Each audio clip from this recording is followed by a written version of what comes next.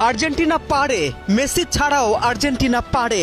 ম্যাচের মাত্র ১৯ মিনিটেই ফ্রি কিক থেকে অসাধারণ গোল করেন জিওভানি লো সেলসো। ল্যাতিন স্টাইলে, মেসির স্টাইলে উড়িয়ে ঘুরিয়ে যে শৈল্পিক গোলের দেখা মিলত জাদুকর মেসির পা থেকে, সেই একই রকম গোল এবারে তার সতীর্থের পা থেকে। মেসি বেঞ্চে বসে দেখলেন, আপ্লুত হলেন। টুর্নামেন্টে এর আগে আর্জেন্টিনা দল করেছে মোট ৫টি গোল, যার প্রতিটি এসেছিল মেসির পা থেকে। এবার সেলসো দেখালো মেসি ছাড়াও তার উত্তরসূরি আছেন দলের হাল ধরতে, দলকে জেতাতে। লিওনেল মেসিকে শুরুর একাদশে না রেখেই জর্ডানের বিপক্ষে মাঠে নেমেছে আর্জেন্টিনা। ম্যাচের আগে কোচ লিওনেল স্কলানি জানিয়েছিলেন, অভিজ্ঞ ফরওয়ার্ডকে প্রথম থেকেই খেলানো হবে না, প্রয়োজন হলে দ্বিতীয়ার্ধে তাকে নামানো হবে। সেই পরিকল্পনায় বাস্তবায়ন করে বেঞ্চে রেখেই একাদশ সাজায় বর্তমান চ্যাম্পিয়নরা।